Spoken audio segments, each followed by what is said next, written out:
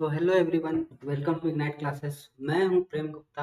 आप लोगों के लिए लेकर आया हूं इस साल 2025 का मॉडल सेट पेपर का केमिस्ट्री का क्वेश्चन। क्वेश्चन नंबर 1 से हम लोग स्टार्ट करेंगे। क्या कहता है पहला नंबर का क्वेश्चन? मॉडल सेट पेपर का पहला क्वेश्चन कहता है, निम्नलिखित में से कौन सी अभिक्रिया ऊष्माशोषी अभिक्रिया है? चार ऑप्शन दिए हुए हैं हमारे। सबसे पहले तो हम लोग जानेंगे समझेंगे कि ऊष्माशोषी अभिक्रिया होता क्या है। तो वैसी अभिक्रिया जिसमें ऊष्मा का अवशोषण होता है, मतलब क्या, दैट मीन्स कि ऊष्मा हमें बाहर से देना पड़ता है, वैसी अभिक्रिया को हम लोग क्या कहते हैं? ऊष्माशोषी अभिक्रिया। पहला ऑप्शन कहता है कोयले का जलना। तो कोयले का जलना ये हमारा ऊष्माक्षेपी अभिक्रिया है। वनस्पति पदार्थों का खाद्य में अपघटन, दूसरा ऑप्शन दिया, ये भी हमारा ऊष्माक्षेपी अभिक्रिया है। श्वसन की प्रक्रिया, ये भी हमारा ऊष्माक्षेपी अभिक्रिया है।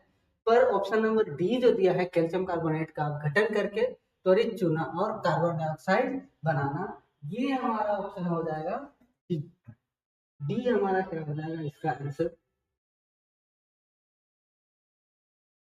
कैल्शियम कार्बोनेट का अपघटन करके त्वरित चूना और कार्बन डाइऑक्साइड बनाना, ये कैसी अभिक्रिया है? तो ये हमारा ऊष्मा अभिक्रिया है। क्वेश्चन नंबर 2 क्या कह रहा है? नमी वाले दिन हाइड्रोजन क्लोराइड गैस तैयार करने के दौरान गैस को आमतौर पर कैल्शियम क्लोराइड युक्त गाढ़ ट्यूब से गुजारा जाता है।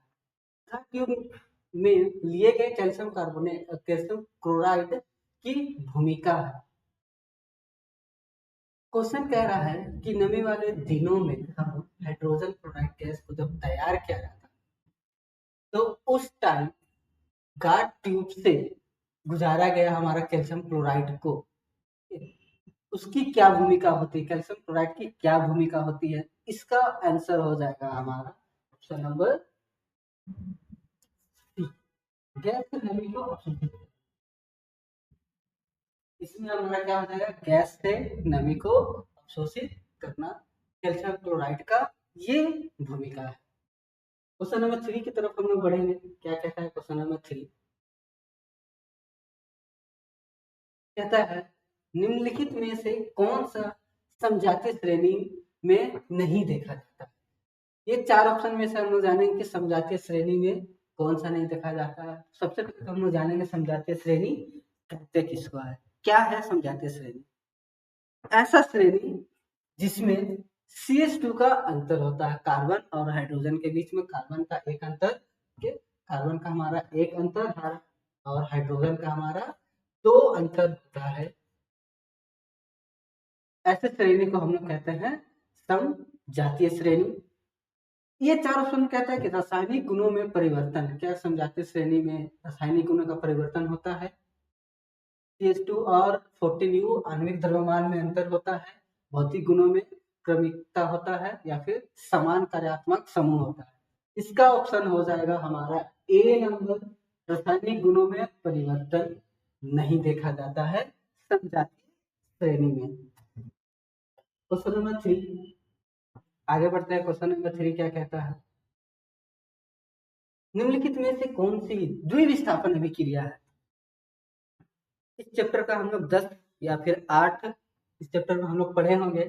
विस्थापन ये अभिक्रिया टोटल 10 अभिक्रिया थे हमारे, या फिर 9 अभिक्रिया थे। उसमें से हमारा एक द्विविस्थापन अभिक्रिया था। क्या होता है द्विविस्थापन अभिक्रिया? टेक्निक को मालूम है? देखिए यहाँ पे बताते हैं। वैसी अभिक्रिया, द्विविस्थापन अभिक्रिया वैसी अभिक्रिया जिसमें अपने आयनों का क्या होता है? अदला बदली करके एक नया यौगिक का निर्माण करते हैं। इसमें हम लोग देखेंगे चार ऑप्शन में किसका द्विविस्थापन अभिक्रिया हो रहा है।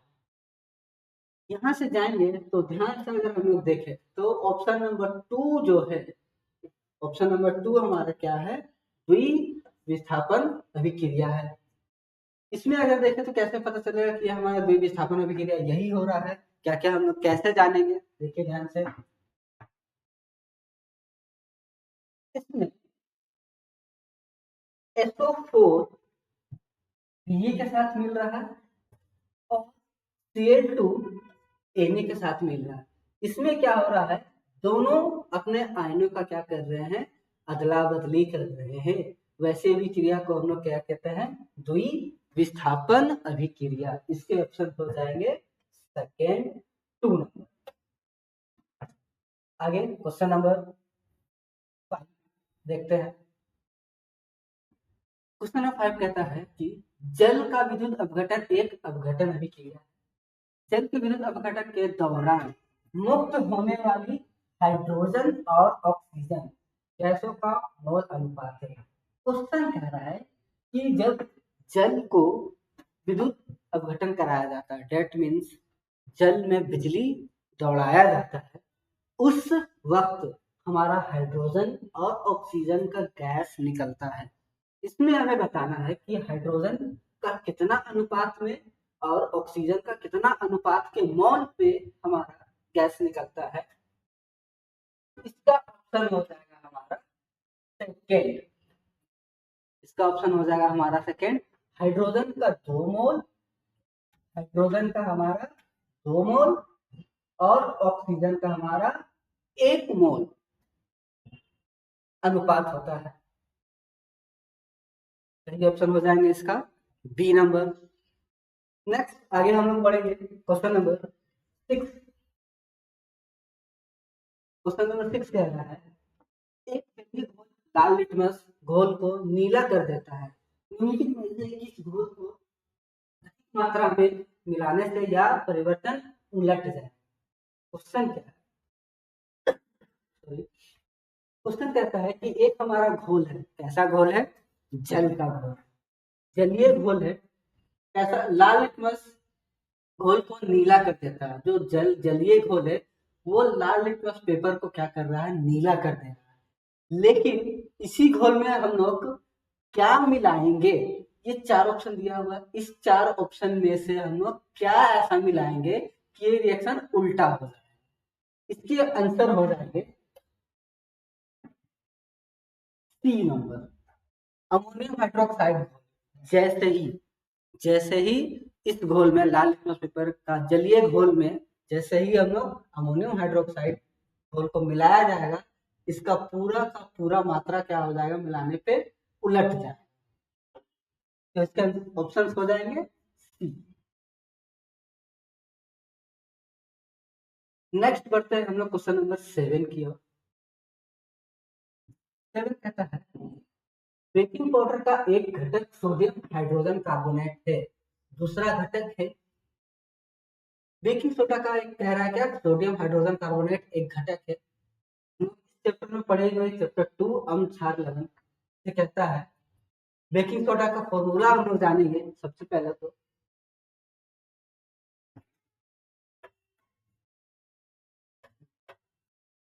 NaHCO, ये बेकिंग सोडा का हमारा रासायनिक सूत्र है। बेकिंग सोडा का हमारा क्या है, रासायनिक सूत्र NaHCO3। ये हमारा बेकिंग सोडा का एक घटक है। तो दूसरा घटक कौन है, क्वेश्चन कह रहा है दूसरा घटक कौन है। इसके ऑप्शन हो जाएंगे बी, टर्टरिक एसिड। इसका एक और घटक है tartaric acid. Next question number आगे हम लोग बढ़ते हैं 8 की ओर। 8वां नंबर क्या कहता है, धातुओं को खींचकर पतले तार में बदलने की क्षमता को क्या कहते हैं। ये चैप्टर हमारा धातु अधातु से है, जिसमें पढ़ना था कि धातु का भौतिक गुण, जिसमें बहुत सारे गुण थे।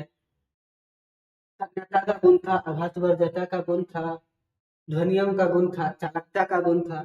तो किसी भी धातु को हम लोग खींच कर पतला तार बनाया जा रहा है, धातु को खींच कर पतला तार बनाया जा रहा है। इन चारों में से ये कौन गुण कहलाएगा, पतला तार बनाने में कौन सा गुण ये कहलाएगा, तन्यता, आघातवर्धकता, ध्वनियम या फिर चालकता। तन्यता क्या कहता है, इसके ऑप्शंस तो हो जाएंगे हमारे ए नंबर, तन्यता। धातु को खींच रहा है, खींचने से पतला हो रहा है, दैट मीन्स क्या, धातु में तन्य का गुण होता है। आघातवर्धकता का क्या गुण था कि इसे पीटने पर पतला चादर में बदल जाता है। ध्वनियम का क्या गुण है कि धातु को पीटने से उसमें ध्वनि उत्पन्न होती है। चालकता का क्या गुण है कि धातु विद्युत का चालन करता है।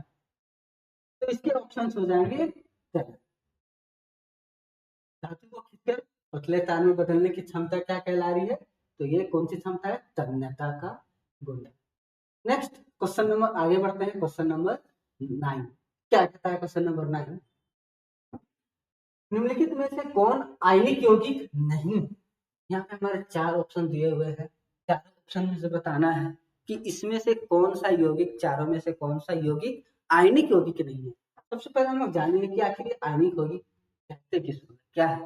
तो ऐसा यौगिक जिसमें आयंस होते हैं, नेगेटिव्स का और पॉजिटिव्स का।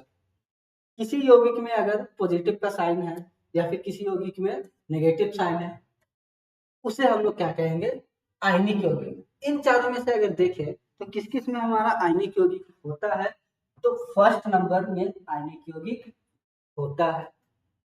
सेकेंड नंबर में आयनिक यौगिक HCl में आयनिक यौगिक नहीं होता है। CCl4 में यानी आयनिक यौगिक सॉरी नहीं होता है। इसका पूरा नाम है, इसमें आयनिक यौगिक नहीं होता है। सोडियम क्लोराइड, इसमें आयनिक यौगिक होता है। तो इसके ऑप्शंस दिए हुए हैं, क्या क्या ऑप्शंस इसके दिए हुए हैं? क्वेश्चन नंबर ए में कहता है 1 और 2, तो क्या पहला और दूसरा आयनिक यौगिक नहीं है? तो ये पहला ऑप्शन गलत, ये नहीं होगा, क्योंकि पहला वाला आयनिक यौगिक है, दूसरा आयनिक यौगिक नहीं है।